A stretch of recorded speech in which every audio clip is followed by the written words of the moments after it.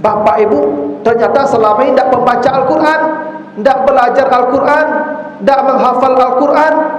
Tidak ada bapak ibu selama ini begitu. Tapi anaknya yang belajar Al-Quran, kata Nabi, 10 keluarganya akan diangkut ke surga yang sudah divonis masuk neraka. Maka kalau ada bapak ibu punya anak yang senang belajar Al-Quran, kalau bapak ibu harus menjual semua aset di dunia, jual. Kenapa? Khairum mimma yajma'un. Al-Quran lebih berharga dari semua dunia yang kamu kumpulkan. Sekarang ini ibu, ada bapak-bapak keluarga, anaknya ingin belajar di pesantren pak, ingin belajar Al-Quran, tidak mau dia. Kenapa? Mahal katanya, 1.500.000 sebulan itu mahal.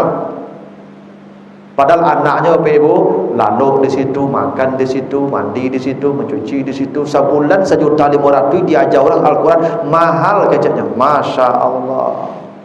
Tapi asuran auto taruh 5 juta sebulan. Nanti ketika manusia melihat azab, nampak azab, andai manusia punya mil'ul ardi zahaban, andai manusia punya emas sebanyak bumi ini punya emas, laftadau bihi min su'i azabi yaumil qiyamah, mereka akan mengganti emas itu asal tidak jadi diazab. Ambil yang bogor satunya pijan azab apa Ustaz, kita yang jadi imam ni pak, kau gembira lah pak, beliau kau pak, ibu beliau kau gembira lah, saya gembiranya pak. 10 yang akan diangkut ke surga tu pak, termasuk mintu aja bagai ibu kau, ambil jadi minantu le tu pak, 10 tu pak, ya kan? Masuk mintu aja bagai tu pak, mintu aja apanya emaknya tu je. Ya tak, dia beliau kau pak, ayo kau pak.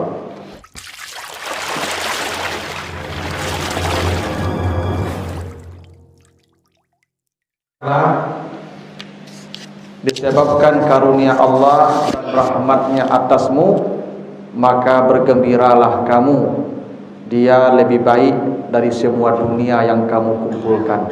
Nah, itu arti surat Yunus ayat 57 dan 58. Jadi ayat ini Bapak Ibu menjelaskan tentang fungsi dan tujuan Al-Quran diturunkan Allah.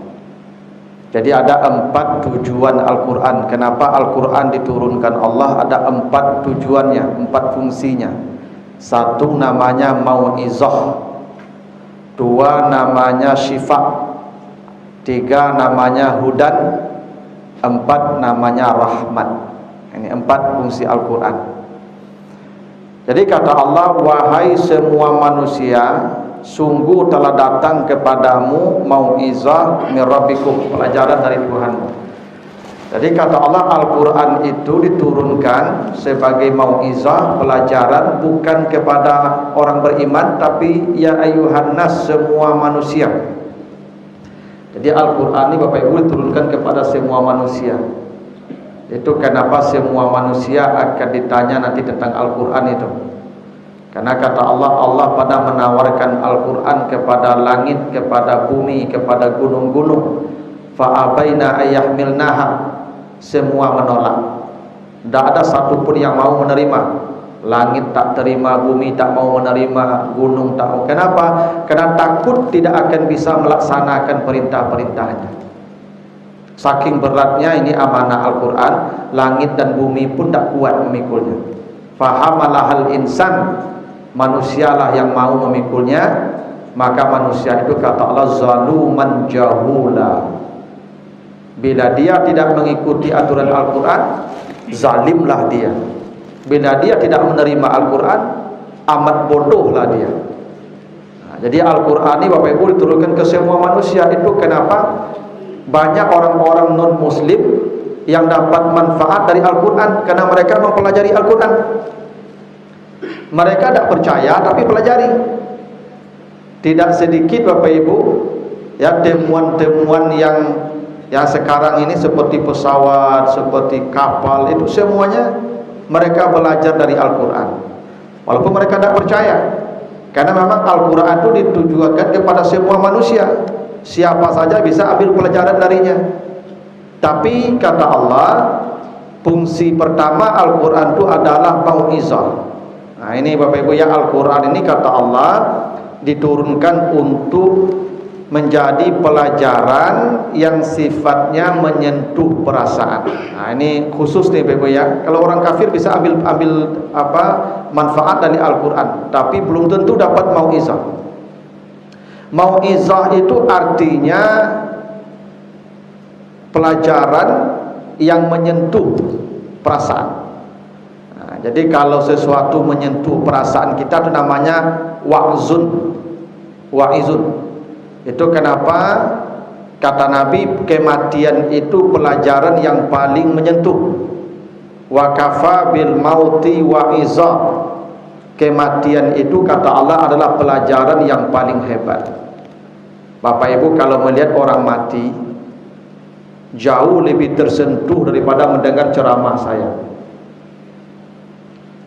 Sebab yang kita lihat itu lebih mempengaruhi hati kita itu biasanya. Itu makanya Bapak Ibu kalau pengen cari orang mati, jangan mota saya di luar, cari ke dalam, buka bawa bantu wajah itu cari. Dengan melihat bentuk orang mati itu Ibu, menjadi lembut hati kita.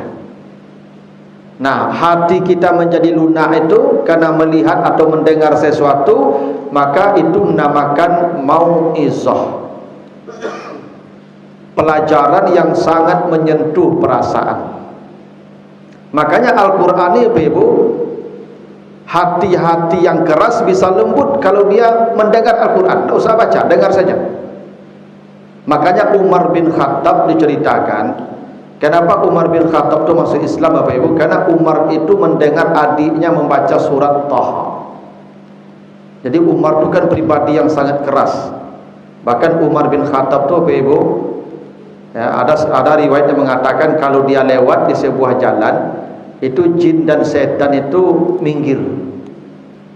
Ya, saking kerasnya Umar nih Bapak ya.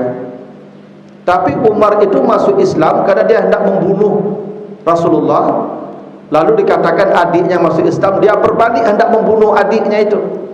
Tapi ketika sampai di depan rumah adiknya, dia mendengar adiknya membaca Al-Qur'an. Maka dia langsung tersungkur dan hatinya menjadi lunak. Ini yang disebut mauizah. Jadi Al-Qur'an ini bisa melunakkan hati orang. Makanya Bapak Ibu, coba Bapak Ibu kalau misalnya Bapak Ibu salat, kalau suara imamnya bagus, ya, bacaannya baik, itu biasanya Bapak Ibu kadang-kadang air mata kita tidak terbendung. Itu bukti Al-Qur'an melembutkan hati orang. Bapak Ibu kalau salat di Masjid Haram, itu kadang-kadang kan air mata kita bercucuran Pak. Walaupun yang dibaca imam kita tidak paham. Tidak paham kita yang dibaca imam itu. Cuman begitulah Al-Quran, dia menyentuh perasaan orang. Makanya sebenarnya Bapak Ibu, anak-anak kita ini kalau ingin lembut pembawaannya, lembut perasaannya, bacakan saja Quran. Atau suruh dia baca Quran, pasti lembut tuh Pak. Coba kenapa anak-anak kita yang SMP, yang SMA baku tangka-tangka Bapak Ibu? Karena mereka sudah khatam Quran SD. Ya Pak. Setelah khatam Quran SD itu mereka tidak pernah lagi baca Quran Pak. Cobalah Bapak survei anak-anak SMP, SMA itu ada baca Quran di rumah Pak. Kecil sekali persentasenya Pak. Hampir tidak. Jadi wajar mereka tuh kasar perasaannya, payah Pak mengeceknya. Coba ibu-ibu bapak di rumah kan menyuruh sumayang, saya tanggung payahnya Pak. Kenapa? Karena hati mereka tidak dilunakkan. Melunakkan hati itu gampang, Al-Quran. Kalau mereka dekat dengan Al-Quran, hati mereka akan gampang disentuh. Karena Al-Quran itu mauizah, dia menyentuh perasaan sehingga perasaan orang jadi lunak, jadi lembut. Coba saya tidak pernah melihat dulu ada orang penghafal Quran itu yang kasar bawaannya, Ibu. Tidak ada. Rata-rata lembut, lunak, teduh. Kenapa? Al-Quran itu menyentuh perasaan dia sehingga hatinya menjadi lunak. Itu mauizah namanya tuh. Jadi kalau ada ibu-ibu yang melawan saya Pak, itu jarang baca Quran, Pak. Suruh baca Quran. Gitu. Jadi kalau ada apa-apa yang kasarnya, ibu bacakan Quran, ya kan? Pejan Yasin baca mati begitu. Ya. Quran bacaan kok. Walaupun dia ada baca Quran, ibu baca saja, pasti lembut hatinya tuh. Orang baca Quran tuh, yang mendengar orang baca Quran tuh hatinya dilembut tuh, Pak. Itu sifat Al-Quran yang pertama namanya tuh, Pak. Mau'izah. Al-Quran tuh akan melembutkan hati. Wa'zun. Yang kedua, Al-Quran itu kata Allah syifa'un lima fis sudur. Obat bagi semua penyakit, terutama penyakit rohani. Jadi sombongnya, hasadnya, rianya, semua obatnya adalah Al-Quran. Bahkan Al-Quran bukan hanya mengobati jiwa, fisik pun bisa dengan Al-Quran. Ada sebuah hadis sahih Muslim, Bapak Ibu, ceritanya. Jadi sahabat itu, beberapa orang pernah melakukan safar, lalu lewat di sebuah perkampungan. Lalu dulu kan kalau habis bekal, kalau di perjalanan kan datang ke sebuah negeri minta dijamu, minta minum, minta makan ke penduduk negeri seperti Nabi Musa dan Nabi Khidir kan. Tapi tidak ada yang mau memberi minum mereka, mau kasih makan minum mereka di perkampungan itu. Akhirnya mereka berangkat meninggalkan kampung itu. Tiba-tiba sepeninggal mereka, kepala suku kampung itu digigit binatang berbisa sampai pingsan. Pingsan, tidak sadarkan diri, diobati tidak juga mempan. Akhirnya ingat ini teman-teman ini yang di perkampungan itu, coba kita minta tolong laki-laki yang datang tadi. Mungkin mereka bisa mengobati salah satunya. Dikejar lagi itu sahabat tadi. Dapat, Pak, itu kepala suku kami disangit binatang babiso, pingsan. Tolonglah bantu obati, mungkin kalian bisa mengobati. Musyawarah, baiklah, balik lagi ke belakang. Sampai di sana, bawa ke tempat dia yang masih tergeletak itu. Ini. Lalu ketika hendak diobati, salah satu daripada sahabat tadi berkata ke yang lain, tadi awak minta minum, minta makan, tak jadi. Kini awak kamu ubek gratis tak bisa no. Ya, minta upah dulu. Sudah bi kambiang dulu. Ya, sahabatku sebagai dan dulu pengana sama jawab, Pak. Ya, jadilah apa katanya, baik, kami akan obati ini orang, tapi lebih kambiang lu, masak lu. Mungkin hadis kok jadi dasar, Pak. Kalau bau ubek dabi ayam lu, ya Pak. Itu hadis Muslim tu, Pak. Dabi kambiang lu, baiklah. Dabi kambiang masak lah, ladi dabi kambiang ladi masak lah, ubek dah. Baiklah. Diambil air 1 gelas, lalu dibacakan oleh salah satu dari mereka, Alhamdulillahi Rabbil Alamin. Dikasihkan minum air tadi, Pak, sehat, betul-betul sehat. Maka dikasihlah kambing tadi sebagai upahnya. Nih, bawalah kambing nih. Ketika hendak dimakan kambing tadi, salah satu dari sahabat ini berkata, tadi kamu kan bacakan Quran kan? Iya. Ingat kata Nabi, tidak boleh mengambil upah dari Al-Quran. Wah, itu hadis sahih itu, Pak. Kita tidak boleh mengambil upah dari Al-Quran. Mengajarkan Al-Quran, membaca Al-Quran, tidak boleh diambil upah, haram. Tidak boleh. Menjadikan Al-Quran sebagai lahan pencarian itu tidak boleh. Makanya mengajarkan Al-Quran memang tidak boleh minta gaji, Pak. Tidak boleh. Karena pahalanya besar. Surganya paling tinggi. Yang mengajarkan Al-Quran itu surganya paling tinggi, Pak. Khairukum man ta'allamal Quran wa 'allama. Allah sudah janjikan tu pahala yang besar untuk yang mengajarkan Al-Quran. Baik yang mengajarkan matan maupun yang mengajar isi, tidak boleh minta upah. Kayak saya ni, Pak, saya tidak boleh minta upah, Pak. Tak boleh. Karena saya mengajarkan Al-Quran, walaupun yang saya ajarkan isinya, bukan membacanya, saya tidak boleh minta upah. Tak boleh. Begitu para nabi mengatakan, la as'alukum alaihi min ajrin, saya tidak boleh minta upah. Itu para nabi ngomong begitu ke umatnya tu. Mengajarkan Alkitab itu kewajiban. Saya mengajarkan Al-Quran ini wajib hukumnya, karena saya tahu kalau tidak saya diazab di akhirat. Maka minta upah tak boleh. Mau tak boleh. Ya tadi kan Ustaz kan dia gini pengurus tu, itu tak upah. Itu sedekah. Sedekah upah beda, Pak. Kalau upah tu profesional seperti dokter. Apa pernah mbak ayah aku ke dokter saraf, Ibu? Tibu di Dokter Saraf tu, Ibu dulu ya, tahun 2000-an dulu ketika masih kuliah. Di toko-toko lutut ayah bu, Ibu. Toko lutut kanan 2 kali, lutut kiri 2 kali. Toko-toko saja. Alah dok, lah. Barang dok, 200 toko lutut saja pak. Itu boleh pak, halal, profesional kalau dokter. Tapi kalau ustaz tidak boleh. Ya kalau dikasih itu sedekah. Kan tidak ada apa pengurus telepon pak ustaz, saya ngasih pengajian di Nurul Sakinah. Boleh, insyaAllah. Bila tu pak tu hari tu barat tu pak ustaz, dia tak gantung hadis ya pak, kok sahih sekian, kok daif sekian. Kan tidak pernah pak ya, tidak pernah. Ya dikasih sudah, saya terima kasih banyak ya sudah. Kan tidak pernah pula saya buka kan. Pak pengurus kasih terima kasih, Pak Ustaz tu mau buka langsung. Pak, kau nak cocok kau pak, kau mau jodoh kemari kau ya, ada cukup minyak, ada apa dah lah pak ya. Memang tak boleh minta upah, tak boleh. Maka sahabat takut karena tadi yang dibacakan Al-Quran mengobati orang tadi. Kata mereka, nak betul loh, wak bau salah kambing dulu. Tanya ke Nabi lu, kau boleh buli nanti makan. Kalau tak balik.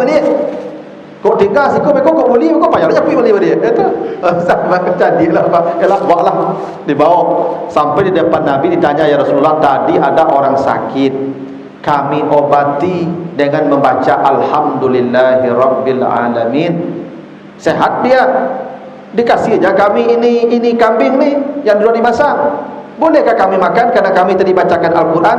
Kata Nabi, boleh kalau Al-Quran dijadikan jampi, maka boleh diminta upah. Bahasa Nabi, jika Al-Quran dijadikan jampi,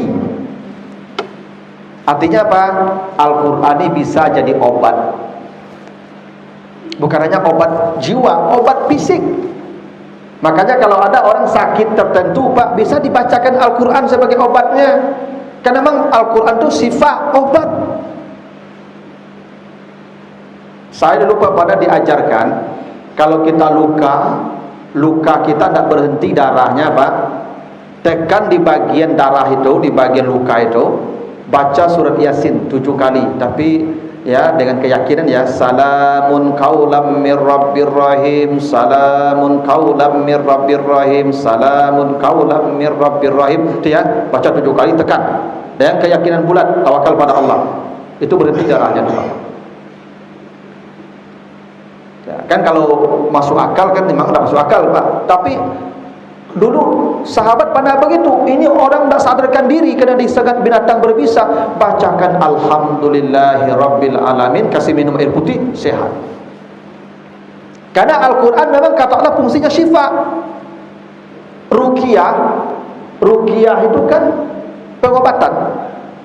Orang meruqyah pakai apa? Pakai ayat-ayat Al-Quran. Al-Fatihah, akhir ayat kursi, akhir Al-Baqarah, nanti dibaca bagian surat Al-Ahqaf, ada yang baca surat Jin, ada yang dibaca kemudian dibacakan Al-Ikhlas, Al-Falaq, An-Nas. Itu pengobatan, itu Al-Quran kan. Boleh kalau orang meruqyah lalu meminta upah, menetapkan tarif, itu boleh. Boleh, itu hadis sahih Muslim tadi, itu sahabat dibolehkan Nabi. Bahkan Nabi itu mengobati dirinya dengan Al-Quran. Aisyah bercerita, Nabi itu setiap kali hendak tidur itu merapatkan kedua telapak tangannya begini. Lalu Nabi membaca Al-Falaq, membaca An-Nas, membaca Al-Ikhlas, Qul huwallahu ahad, dan seterusnya. Lalu dibaca Al-Falaq, Qul a'udzu birabbil falaq, lalu dibaca An-Nas, Qul a'udzu birabbin nas. Lalu Nabi tiup, lalu Nabi usapkan ke seluruh badannya. Makanya Nabi itu tidak ada sakit-sakit pak. Sakit Nabi itu menjelang mati aja. Karena Nabi setiap malam melakukan pengobatan mandiri. Dengan apa pengobatan Nabi? Al-Quran. Bapak coba, memang Nabi contohkan begitu. Setiap mau tidur, Nabi selalu meniup kedua telapak tangannya dengan membacakan Al-Ikhlas, Al-Falaq, An-Nas. Nabi usapkan ke seluruh badannya. Nah, ini menjadi bukti Bapak Ibu bahwa Al-Quran itu obat. Bukan hanya obat yang sifatnya rohani, obat jasmani pun bisa Al-Quran. Tapi tentu dengan keyakinan. Makanya ada ustaz-ustaz yang banyak melakukan pengobatan sini, yang di TV itu siapa tu Pak? Ustaz Danu kan. Ustaz Danu kan pakai Al-Quran tu Pak. Bahkan dari jarak jauh pun dia mengobati. Ya boleh, tidak ada masalah. Boleh, karena Al-Quran sebagai sifat, dan itu ada pada terjadi pada masa sahabat dulu. Tentu yang dimaksud sifat ini yang lebih utama penyakit di hati kita. Gelisah. Kalau gelisah, Al-Quran yang menenangkan. Maka kalau Bapak Ibu ada kegelisahan, ketakutan, kecemasan, kesedihan, Al-Quran obatnya. Makanya kata Allah, ala bizikrillahi tatmainnul qulub. Dengan berzikir hati menjadi tenang. Dan zikir yang paling hebat itu Al-Quran. Baca di surat Al-Anbiya 50 nanti. Kata Allah di Al-Anbiya 50, haza zikrun mubarak anzalnahu. Al-Quran ini zikir yang paling diberkahi Allah. Jadi Al-Quran ini kata Allah zikir yang paling diberkahi. Dan kata Allah di Ar-Ra'd 28, dengan berzikir hati menjadi tenang. Kalau Al-Quran zikir yang paling diberkahi, dengan zikir hati menjadi tenang, maka dengan baca Quran hatimu menjadi tenang. Itu kenapa dia disebut obat bagi penyakit hati. Makanya Bapak Ibu kalau hatinya gelisah, bacalah Quran. Jangan duduk di lapau, jangan duduk di posko, baca Quran, turun ketenangan hati. Allah jamin begitu, karena dia obat bagi semua penyakit yang ada di hati kita. Yang ketiga kata Allah, wahudan. Al-Quran itu turun sebagai guidance, sebagai tuntunan. Bapak Ibu kalau menyatakan Al-Quran sebagai tuntunan, bisa tidak Bapak Ibu dapat tuntunan kalau Bapak Ibu tidak mengerti isinya? Tidak mungkin Pak. Itu kenapa semua orang wajib belajar Al-Quran, karena ini tuntunan. Bagaimana dia mendapat tuntunan kalau tidak paham? Bapak Ibu kalau bawa orang pelosok, tapi dia pandai bawa oto, suruh bawa oto di Padang Bapak. Maka bagi orang kampung yang bawa oto di Padang Bapak, data saya tak ada jalan juga Pak. Tak ada merah, tak ada kuning, tak ada merah, tak ada loh Pak. Nyo rambu-rambu jalan kau nyo sangko hiasan jalan saya Pak. Di kampung tak ada itu Pak. Di kampung lampu merah tak ada, rambu-rambu tak ada. Dia tidak akan dapat manfaat dari rambu-rambu ini Pak. Kenapa? Tidak pernah paham apa itu maksudnya. Al-Quran juga begitu Pak. Ada orang rajin baca Quran tapi tidak pernah belajar isinya, tidak akan dapat tuntunan. Karena Al-Quran ini berisi hukum-hukum, mana yang boleh, mana yang tidak boleh, mana yang ibadah, mana yang maksiat, mana yang dilarang, mana yang diperintah, mana yang mubah, mana yang haram, mana semua ada di sini Pak. Bagaimana Bapak Ibu akan mendapat tuntunan kalau tidak mengerti isinya? Bapak Ibu, Al-Quran ini Ibu, semakin kita mempelajarinya, maka semakin tenang hidup kita. Itu kenapa Allah ingatkan Nabi Adam ketika hendak turun dari sorga, fa imma ya'tiyannakum minni huda faman tabi'a hudaya fala khaufun 'alaihim wala hum yahzanun. Nanti akan saya turunkan petunjuk hudan, Al-Quran atau kitab-kitab langit. Bila siapa yang mengikuti petunjuk itu, hidupnya tidak akan takut dan tidak akan sedih. Semakin Bapak Ibu mengerti Al-Quran, semakin jauh dari ketakutan dan kesedihan. Pasti itu. Al-Quran ini disebut hudan Bapak Ibu, karena Al-Quran itu mendatangkan, bukan hanya menunjuki, tapi mendatangkan ketenangan hati. Karena begini Pak, petunjuk itu ada isyarat, ada hudan. Isyarat petunjuk juga. Misalnya begini, Bapak Ibu datang ke Padang, tidak tahu Padang ini, baru sekali ke Padang. Lalu bertanya kamu, Pak, di mana Plaza Andalas, kira-kira gitu ya. Lalu bertujuan apa? Jalan ke belakang kau bekuan, ada auto warna ungu misalnya, atau auto warna oranye misalnya. Beko Pak naik, tarui, beko lampu merah cik 2-3, lampu merah kape, ada sebelah kiri dia.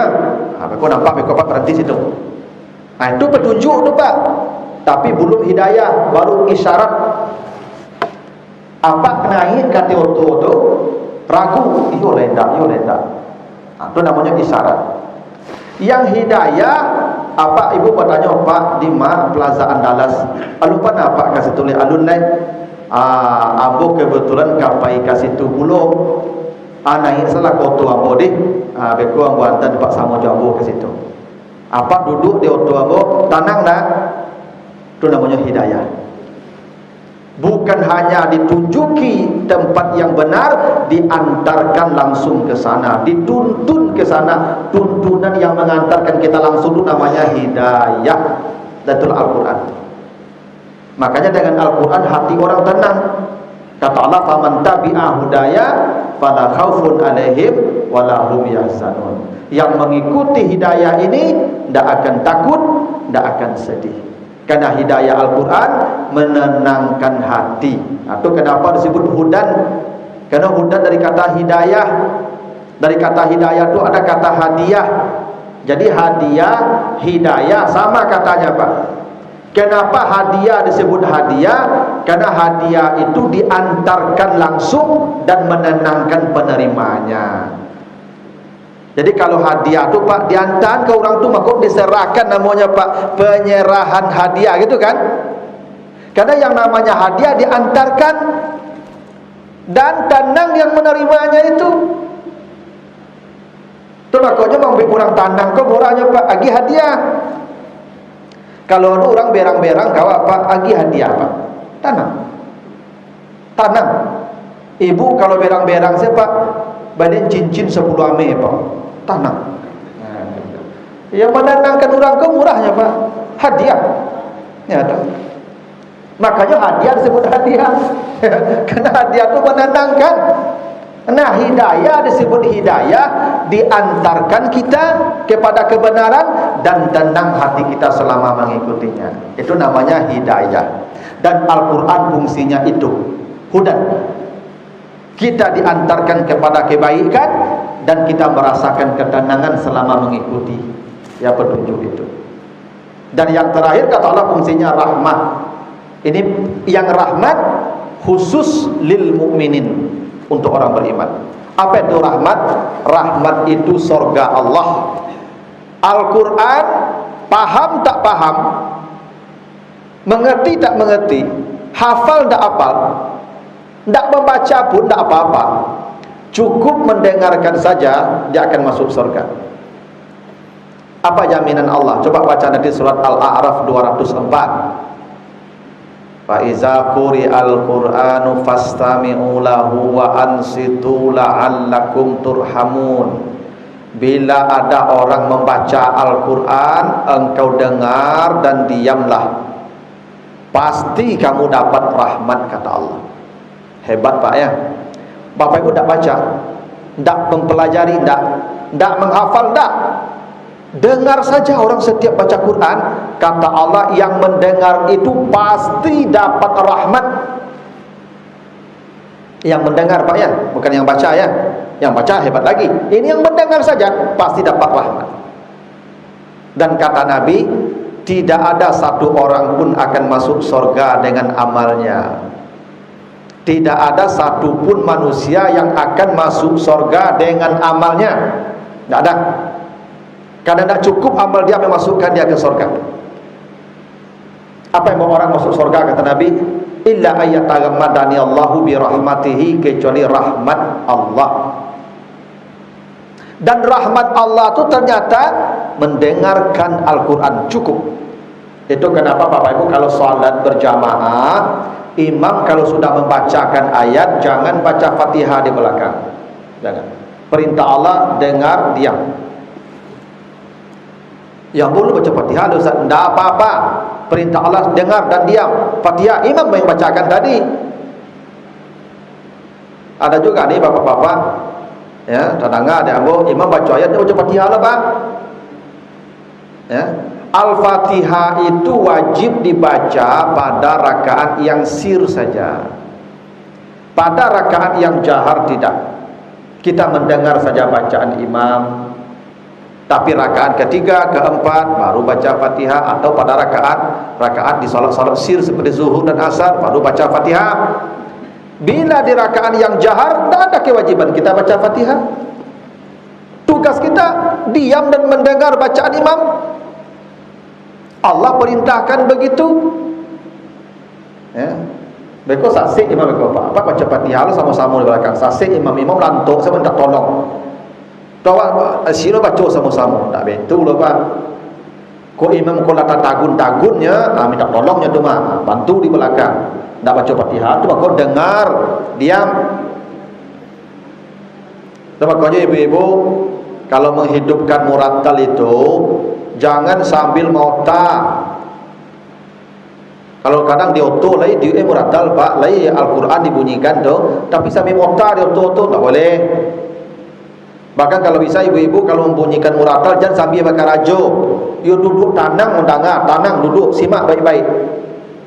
Kata Allah, kamu dapat rahmat. Coba hebatnya Pak. Allah tidak minta kita menghafalnya, tidak minta kita memahaminya, tidak minta kita membacanya, cukup dengar saja kamu dapat rahmat. Dan rahmat itu kata Allah surga.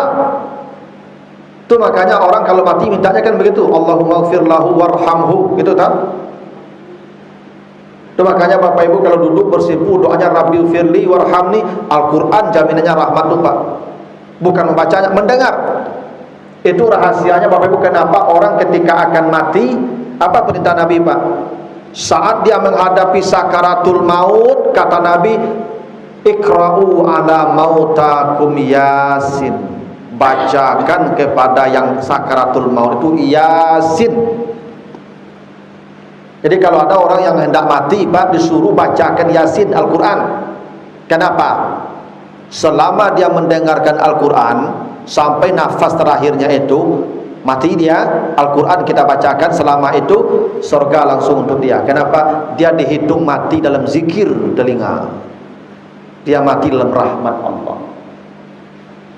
Nah, ini penting untuk anak-anak kita perlu ketahui ini Pak. Kalau kau mati awak besok Pak, tak tinggalkan awak sedetik pun sampai nafas terakhir dibacakannya Al-Quran ke telinga kita. Karena ketika sakaratul maut itu Ibu, tangan tak akan bergerak, kaki tak akan bergerak, mata tak akan melihat, lidah mungkin tak akan bisa lagi berucap, tapi telinga masih aktif sampai nyawa ke tenggorokan. Bila itu dibacakan Al-Quran ke telinganya, dia dianggap mati dalam zikir. Zikir yang paling hebat di telinga Pak. Itu makanya orang yang belajar disebut ahlu zikir, karena mendengar itu zikir. Maka dia dapat rahmat tadi itu. Yang mendengarkan Al-Quran dapat rahmat. Maka kalau ada orang mati sampai nafas terakhirnya Al-Quran yang dia dengar, rahmat Allah untuk dia, surga langsung tuh Pak. Percayalah Pak. Maka besok pasaran ke anak-anak wak, besok pola agak payah dan jangan sampai tinggalkan Al-Quran telinga ambo sampai nafas terakhir ambo. Itu perlu tuh Pak dipesankan ke anak-anak tuh Pak. Lagi apa-apa ada kalamu lagi. Enak. Yalah pensiun kan ada kalamu lagi Pak. Jangan sampai Pak lengah ke anak-anak pasan oleh itu Pak. Kadang anak-anak aku Pak tak mengerti je loh. Apaknya payahnya cari saya menangi, tak menangi loh Pak. Tak ada guna menangi tu loh. Tak kata tolong dia, Pak tu dia menangi loh. Yang menolongnya tu Al-Quran bacakan ke telinga dia. Jaminannya la'allakum turhamun. Rahmat Allah dicurahkan pada orang yang mendengarkan Quran itu. Karena telinga kita ni akan aktif sampai nyawa kita ke tenggorokan. Telinga ni dibiarkan Allah aktif. Itu maka suruhkan baca Quran oleh Nabi itu. Ikra'u ala mautakum Yasin. Bacakan Yasin. Ini fungsi Al-Quran yang paling hebat, membawa orang ke surga. Rahmatun lil mu'minin. Kan tuntutan Al-Quran tak banyak-banyak Pak. Tak perlu menghafal, tak apa-apa. Tak bisa memahami, tak apa-apa. Tak bisa membaca, tak apa-apa. Mendengar, tak bisa. Allah menjamin rahmat pada mendengar Al-Quran. Boleh kini kau apa mungkin tak baca Quran, mungkin apa tak hafal Quran, mungkin apa mungkin tak bisa mendengar orang menjelaskan Al-Quran, kemudian mungkin kau tak bisa. Kok kau kerja pulang capek siapa ibu? Duduklah setengah jam siku mendengar Al-Quran dulu. Tiba di rumah beko ndak lo tiba kerapul dulu golek-golek di rumah langsung tu. Duduklah di siku sebentar dulu. Yang disabui orang tu, iya memang dah memang Al-Quran bertambah tu ndak. Al-Quran samanya itu je nyo. Tadi nak disabui itu saja Bapak Ibu. Cuma setiap kali Al-Quran dibacakan, dijelaskan, kita dengar rahmat Allah. Dan rahmat itu kata Allah surga Allah. Itu bahasa sederhananya tu. Memang Al-Quran ini Masya Allah Bapak Ibu, tidak ada rahmat yang sehebat Al-Quran. Makanya kata Allah, Qul bi fadlillah wa bi rahmatihi. Karena rahmat Al-Quran tadi, kan kamu dapat rahmat dari Al-Quran kan. Kalau kamu baca dapat rahmat, kalau kamu pelajari dapat rahmat, kalau kamu hafal dapat rahmat, kalau kamu dengar pun dapat rahmat. Kata Allah, falyafrahu, bergembiralah kamu bila kamu menjadi salah satunya, menjadi orang yang menghafal Quran, menjadi orang yang belajar Al-Quran, menjadi orang yang mengajarkan Al-Quran, menjadi orang yang membaca Al-Quran, atau menjadi orang yang hanya mendengarkan Al-Quran dibacakan. Kalau ada kamu di posisi yang salah satu itu, kata Nabi, kata Allah, falyafrahu, bergembiralah, bergembiralah. Kenapa bergembira? Huwa khairum mimma yajma'un. Kamu telah mendapatkan kebaikan lebih dari dunia yang bisa kamu kumpulkan. Kau ada orang yang paling kaya di dunia, kau paksian yang paling kaya Bill Gates, atau siapa lagi, George Soros, sebelah yang paling kaya Pak. Tidak ada nilainya kekayaan yang mereka kumpulkan itu, bahkan dunia dan semuanya itu, daripada kita yang dipilih Allah menjadi salah satu yang 5 tadi. Menghafal Quran, mempelajari Al-Quran, mengajarkan Al-Quran, membaca Al-Quran, atau mendengarkan Al-Quran. Itulah kebaikan yang paling hebat. Bahkan Bapak Ibu, tidak sedikit hadis-hadis menjelaskan betapa hebatnya rahmat Allah dari Al-Quran ini. Apa kata Nabi?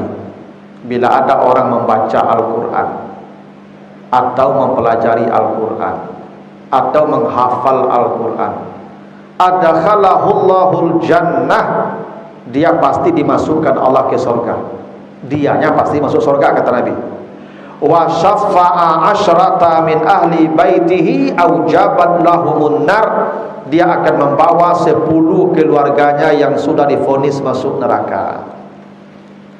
Itu rahmat Al-Quran. Bapak Ibu, ternyata selama ini tidak membaca Al-Quran, tidak belajar Al-Quran, tidak menghafal Al-Quran, tidak ada Bapak Ibu selama ini begitu. Tapi anaknya yang belajar Al-Quran, kata Nabi, 10 keluarganya akan diangkut ke surga yang sudah divonis masuk neraka. Kurang hebat apa tuh Pak? Al-Quran, rahmatnya. Bapak Ibu tidak baca, Bapak Ibu tidak belajar, Bapak Ibu tidak mendengar, tidak, tetap masuk surga. Kenapa? Anaknya yang belajar Al-Quran. Kurang hebat apa tuh Pak? Rahmat Al-Quran tuh. Dari orang lain pun kita dapat rahmatnya, yang punya hubungan dengan kita. Itu kenapa nanti di akhirat kata Nabi, ada orang dikasihkan yang mahkota yang sangat mewah, baju dan pakaian yang lebih berharga dari dunia dan isinya. Bahkan dia malu, kok dia dapat pakaian sehebat ini, yang lain tidak dapat pakaian seperti ini, dia dapat pakaian yang hebat. Maka dia bertanya, ya Rabb, bima kusina, ya Tuhan, saya dikasih pakaian yang begini, itu kenapa? Kenapa pakaian saya sebegini mewahnya? Apa jawaban Allah? Bi akhzi waladikumal Quran, karena kau menyerahkan anakmu belajar Al-Quran. Masya Allah Pak, kurang hebat apa lagi itu Pak? Maka kalau ada Bapak Ibu punya anak yang senang belajar Al-Quran, kalau Bapak Ibu harus menjual semua aset di dunia, jual. Kenapa? Khairum mimma yajma'un. Al-Quran lebih berharga dari semua dunia yang kamu kumpulkan. Al-Quran ini kata Allah lebih berharga dari dunia yang bisa kamu kumpulkan itu. Habiskan. Kadang Masya Allah sekarang ini Ibu, ada bapak-bapak keluarga, anaknya ingin belajar di pesantren Pak, ingin belajar Al-Quran, tidak mau dia. Kenapa? Mahal katanya, 1.500.000 sebulan itu mahal. Padahal anaknya Bapak Ibu lalu di situ, makan di situ, mandi di situ, mencuci di situ. Sebulan 1.500.000 diajar orang Al-Quran, mahal kecaknya, Masya Allah. Tapi angsuran auto taluk 5 juta sebulan. Tidak aneh bin ajaib manusia ini Pak. Padahal Allah sudah katakan, bergembiralah kamu jika ada kamu yang seperti tadi dengan Al-Quran, atau keluargamu. Karena keluargamu menyelamatkan kamu juga, walaupun kamu tidak baca Quran, dia yang baca. Bergembiralah. Kenapa? Lebih baik dari dunia dan semua isinya yang bisa kamu kumpulkan. Maka saya dikatakan, kalau menjual aset, jual semua aset itu, jual. Allah sudah katakan, khairum mimma yajma'un. Lebih bernilai anak yang menghafal Quran, yang belajar Quran itu, yang dekat daripada dunia yang sebanyak itu yang bapak ibu kumpulkan. Nah, ini mahal katanya Pak Ibu. Masya Allah manusia ini Pak. Memang tidak banyak manusia yang paham akhirat Pak. Bahkan nanti Bapak Ibu kalau baca nanti di banyak ayat itu, salah satunya di surah Ali Imran, nanti ketika manusia melihat azab, nampak azab, andai manusia punya mil'ul ardi zahaban, andai manusia punya emas sebanyak bumi ini punya emas, laftadau bihi min su'i azabi yaumil qiyamah, mereka akan mengganti emas itu asal tidak jadi diazab. Ambil yang buku satunya pijan azab apa barang nilai ambil segadang bumi Pak, akan diserahkannya nanti demi selamat dari azab. Ternyata yang menyelamatkan dari azab itu ada tuh, dia punya anak cucu yang mengajar Al-Quran tuh. Bapak Ibu saya pesankan, agak satu anak cucu keturunan Bapak Ibu adalah satu yang dekat dengan Al-Quran, supaya jangan rugi hidup Bapak Ibu. Sekian banyak anak cucu kita, ada satu pun yang dekat dengan Al-Quran, rugi itu. Rugi. Bukan jadi ustaz, tidak mesti jadi ustaz, tapi dia dekat hidupnya dengan Al-Quran. Apalagi kalau bisa jadi pengajar Al-Quran, lebih hebat lagi. Makanya Bapak Ibu memang adalah agak satu anak turunan kita yang menjadi penghafal Quran lah. Agak satu lah. Karena jaminannya begitu tuh, 10 keluarganya akan diangkut ke surga, yang divonis masuk neraka. Kurang hebat apa tuh Pak? Itu yang disebut rahmah. Dan kata Allah, fabi rahmatihi, karena rahmat itulah falyafrahu, bergembiralah kamu, lebih baik dari apa yang dunia yang kamu kumpulkan. Ini model ustaz kita yang jadi imam ni Pak, kau gembiralah Pak, beliau kau Pak, ibu beliau kau gembiralah, saya gembira-gembiranya Pak. 10 yang akan diakui ke surga tu Pak, termasuk mintu aja bagai ibu kau, ambil dia menantu tu Pak, 10 tu Pak, ya kan? Masuk mintu aja bagai tu Pak, mintu aja apanya amaknya saja. Ya tak, dia beliau kau Pak, ayo kau Pak. Kadang-kadang dia awak kau Pak, Masya Allah, ya. Kau dapat menantu dokter atau pengusaha atau lain pesta di gedung, pekok gari mas haji Pak mendoa seketik saja Pak. Mendoa ayam siku saja Pak. Padahal yang para andu Bapak Ibu banggakan itu yang kayak begini nih lah, ya toh. Kena rahmat Allah di situ Pak. Lebih baik dari dunia. Tidak percaya Bapak Ibu tuh, Allah yang sebut begitu, lebih baik dari dunia dan isinya. Jadi beliau-beliau ni Pak, imam-imam kita ni Pak, lebih bernilai dari dunia dan isinya tu Pak. Itu makanya kalau orang saleh, kalau para ulama tu mati Pak, menangis langit dan bumi tu Pak. Ya Pak. Karena dia kehilangan orang yang akan, ya orang yang mulia di muka bumi. Tapi kalau penjahat mati Pak, itu bumi langit akan menangis sanangnya Pak. Karena orang jahat kalau hidup di muka bumi kok Pak, bumi pun berat nanti Pak jadi saksinya loh. Gitu. Nah inilah Bapak Ibu ya, kehebatan Al-Quran. Jadi Al-Quran itu fungsinya sebagai mau'izah, menyentuh perasaan, lalu sifat, obat, lalu 3 hudan, petunjuk, dan yang keempat itu fungsinya adalah sebagai rahmat, artinya jalan tol kita menuju surga. Kalau tidak akan bisa menjadi penghafal, belajar, ya, mengajarkan, membaca, minimal jadi pendengar lah. Tuh, makanya Bapak Ibu sabarlah menunggu setengah jam habis subuh di sini. Kan kita setiap pagi ada kajian di sini Bapak Ibu. Al-Quran dibacakan 1-2 ayat, dengarlah. Bukan soal pelajarannya, kalau pelajarannya mah gampang, sekarang baca aja lah. Cuman rahmat tadi yang kita cari kalau kita mau mendengarkan Al-Quran. Nah, itulah Bapak Ibu ya, mudah-mudahan ada manfaatnya. Lebih kurang saya mohon maaf. Subhanakallahumma wa bihamdika asyhadu an la ilaha illa anta astaghfiruka wa atubu ilaika. Wassalamualaikum warahmatullahi wabarakatuh.